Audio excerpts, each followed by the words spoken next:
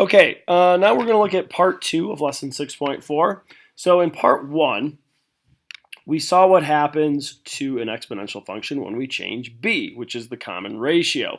Well, now what happens to the function if we change the value of a, which is that 0th term?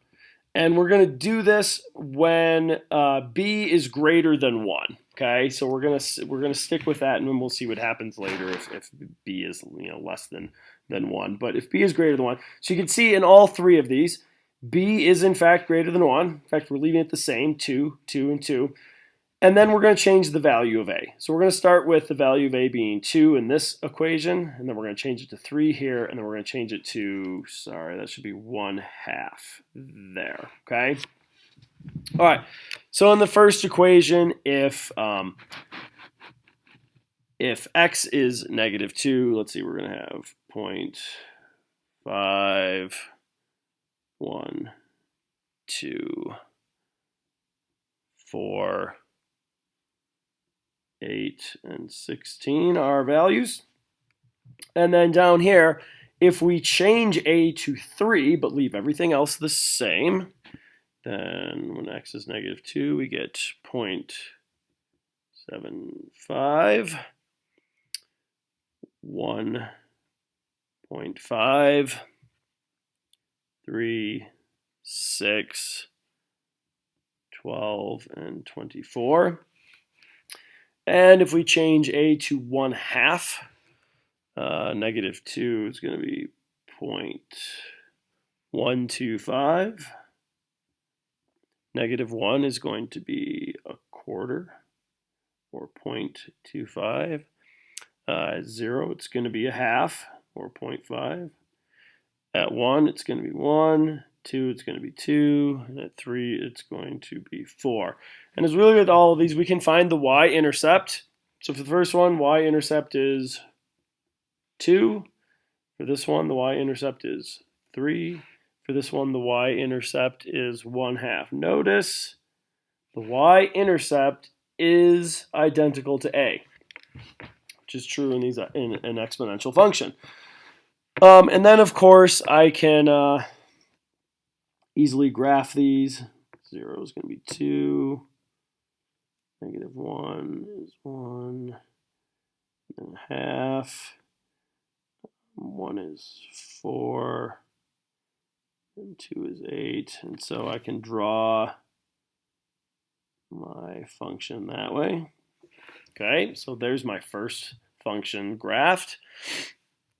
For my second one, the values are a little different. 0, we're going to have -3.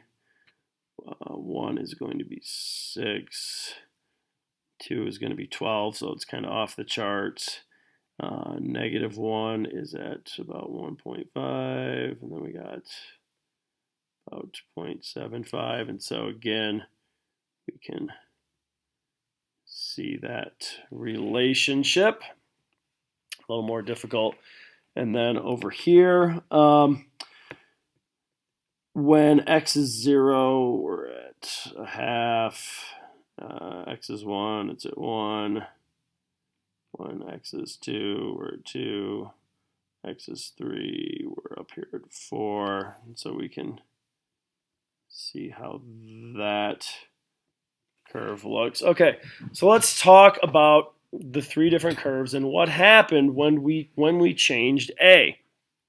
So the difference between this and this is we increased a. So when we increase a, the graph stretches.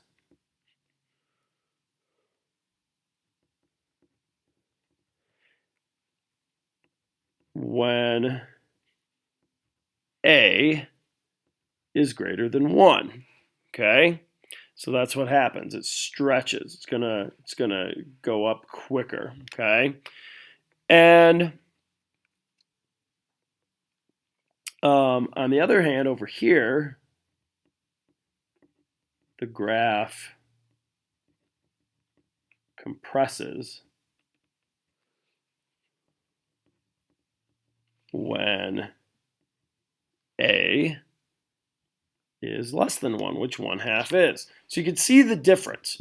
If I go from here, so I had, A is 2, and then I make it A is 3. So those are both greater than 1. Well, what happens between them? Well, it's going to stretch more, okay? You can see it's stretching further, whereas this one, and when I say stretching, I mean like stretching upward. You can see there's more of a distance here between between the bottom here and here versus here and here. It's going to get there quicker, so it stretches upward, whereas this one becomes more compressed. It comes down, and it's going to take longer to increase.